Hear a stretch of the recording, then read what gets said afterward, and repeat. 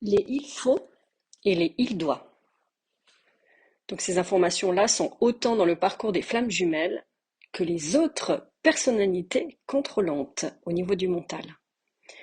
En tant que polarité yang suradaptée, avec mon masque de contrôlant pour chapeauter tout ce qui se passe en moi, autour de moi, la vie.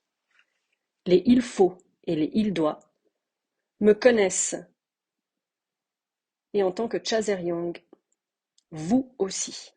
Croyez-vous qu'en libérant pas à pas ce masque de contrôle, il est bien de suivre des directives transmises dans des vidéos, dans des livres, dans plein d'autres moyens, avec les il faut et les on doit. Ne pas faire ceci, ne pas faire cela. Non, tu es chaser, tu ne dois pas faire ça. Tu dois faire de telle manière. Non, tu es runner. Ah non, les runners sont endormis. Non, ils vivent leur vie. Oui, dans le déni, certes, mais ils vivent leur vie à leur manière, coupés de leur lumière profonde. Mais au moins, ils vivent. Nous passons notre temps à prévoir, à calculer, à attendre, à subir. Où est la libération du contrôle? Pas à pas, si nous suivons à la lettre des directives de Chaser, je ne dis pas qu'écouter des vidéos, c'est mauvais. Au contraire, toutes ces vidéos sont super. Toutes ces vidéos sur les flammes jumelles, sur ce qui peut se passer, sur l'évolution, sur les clés, sur l'explication des parcours, c'est magnifique. C'est des pépites, c'est des clés. Pour apprendre à se connaître, bien sûr. Mais ensuite, c'est important en fait de sortir des il faut et des il doit. À un moment donné du parcours, vous verrez, il y a une distance au fait qui est prise avec ça. Et à un moment donné, ça énerve.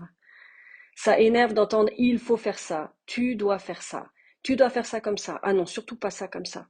Et ça va générer quelque chose en vous qui va vous libérer de certaines choses qui ont été inculquées, qui ont été dictées depuis votre enfance. Sur ce parcours de retour à soi, pas à pas, en lâchant ce contrôle, on lâche aussi son autre, dans ce qu'il fait, dans ce qu'il dit, ou ne fait pas, ou ne dit pas. C'est un passage obligé, mais qui arrive tout seul finalement, pour qu'à un moment donné, on se regarde soi-même, et rien que soi. On a pris l'habitude d'observer l'extérieur, d'observer les autres, de vouloir transmettre des astuces, des règles, des manières de faire, sans qu'on nous le demande. Le parfait sauveur. Porter notre autre, porter les autres, comme des mamans. Alors je dis avec ce genre parce que c'est ma polarité yang dans un corps de femme. Mais ça peut être comme un papa, etc. Cette manière que l'on a, pensant faire bien, mais amenant un sentiment chez l'autre de tu n'en es pas capable, je sais mieux pour toi. Le plongeant lui-même au fait dans ce qu'il a vécu à travers son enfance, qu'on le coupe à chaque fois de ce qu'il ressentait et qu'on l'a dirigé, imposé à ressentir et à faire les choses comme les autres, créant de grandes incompréhensions entre les jumeaux. Les il faut et les il doit alimentent encore le contrôle. L'ego par son masque contrôlant. Le contrôle, toujours le contrôle sur soi et sur son extérieur. Ce côté mental, rempli de stratégies, de calculs, d'analyses, de prévisions.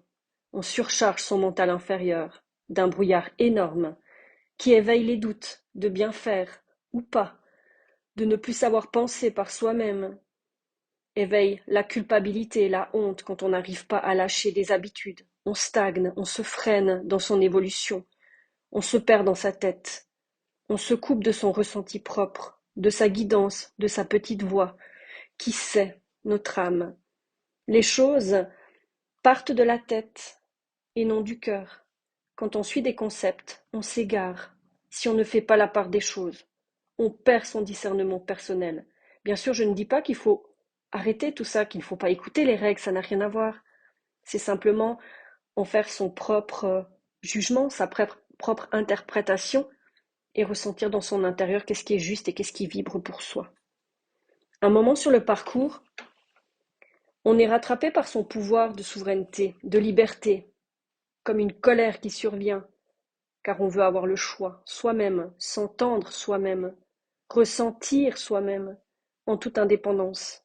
Car oui, on est dans la dépendance à ce moment-là, de ce que peuvent dire les gens, écouter leur guidance à eux, qui vient de leur propre âme, propre cœur, propre expérience.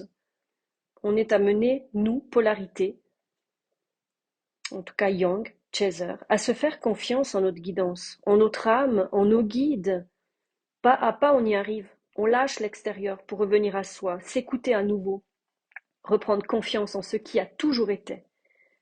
Quand on est rattrapé par cet élan divin, cet appel intérieur, on met une action en place. On sort de l'attente et de la peur de ne pas faire juste, de se tromper, de tout gâcher, de faire un mauvais choix qui aurait des conséquences. On pose un acte pour ne plus subir, pour ne plus attendre, consciemment et inconsciemment. Ne plus se sacrifier en remettant du mouvement dans sa vie, dans la matière, c'est-à-dire faire bouger quelque chose. Dans mon parcours, à un moment donné, je me suis sentie comme Thor avec son marteau. Et quand j'ai eu cette énergie puissante, j'avais qu'une envie, c'était de frapper ce marteau par terre, pour qu'il y ait une onde de choc, une onde de mouvement, quelque chose qui se mette en place. Donc les peurs, les croyances, les mémoires nous emprisonnent. Et d'écouter en dehors nous rassure, car on ne prend aucune responsabilité ainsi, comme une sorte de protection, comme une sorte de liberté totalement erronée. On peut stagner, se tromper, s'égarer, rien ne sera faux. Quoi qu'on décide est une action en soi. On subit, on attend, et l'autre, on attend l'autre, pardon, on assume et on bouge. Notre âme, notre cœur, à un moment donné est plus fort. L'élan de vie dépasse toute chose dictée, dirigée par l'extérieur, par l'ego. Notre mental inférieur. On est amené à aller où on est censé aller pour quelque chose de plus haut, avec quelque chose de plus haut que nous. Le vrai processus des flammes n'est pas quelque chose qui se contrôle, c'est quelque chose qui se vit, se ressent en soi, en premier, qui s'écoute. Écouter des vidéos de flammes, ce n'est ni mauvais ni bon, c'est faire la part des choses.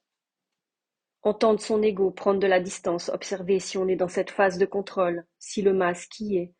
Ça montre les zones à libérer, à comprendre, pour avancer sur son chemin. Oui, même en séparation, on avance.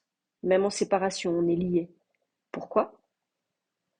Parce que tous les silences, tous les actes qui ne sont pas là vont créer des réactions en nous.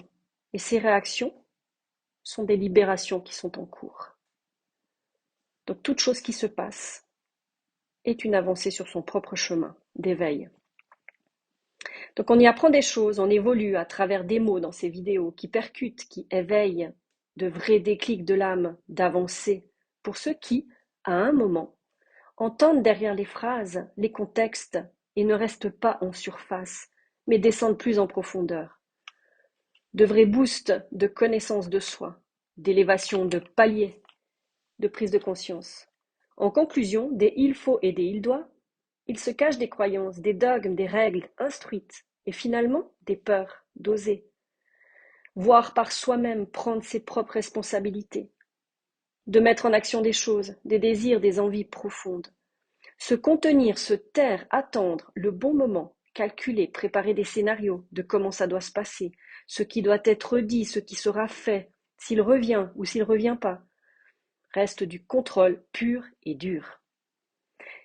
Les qu'est-ce que je dois faire? Mais qu'est-ce que je dois dire? Mais comment je dois procéder? Comment je dois me comporter? Tout ça, c'est du contrôle. Lorsqu'on est dans cet état, on est géré par l'ego, le mental, le masque du contrôlant et la dépendance des autres. Lorsque l'on est dans un élan d'impulse, une force de vie qui nous pousse sans réfléchir à poser une action, quelque chose d'instantané, c'est l'âme, le cœur, qui nous guide. Cette énergie divine d'amour absolu. C'est cet état. J'ai pas réfléchi, ça s'est fait comme ça, c'est venu comme ça. Je me suis retrouvée là sans savoir que dire, que faire, et je savais même pas ce que je faisais là. Ça, c'est l'âme, ça, c'est l'élan de vie. Les tués de Chaser, Ne bouge pas, n'écris pas, ne fais rien, laisse faire les choses, laisse-le se réveiller, tout est contrôle. Où est ton pouvoir de souveraineté? Où est ta liberté d'être, de penser, de ressentir, de vivre? À méditer là-dessus, nous, Chaser Young. On est amené à retrouver cette spontanéité, cette innocence de l'enfant, qui est innée chez l'autre, cette liberté de faire et d'être, en s'écoutant soi, en se reconnectant à notre guidance intérieure, se faire confiance et faire confiance à la source, à plus haut que nous. L'action, le mouvement fera bouger les choses dans la matière déjà, pour toi-même, sortir de cette prison, de ce contrôle, te donner cette force, cette puissance, c'est-à-dire oser.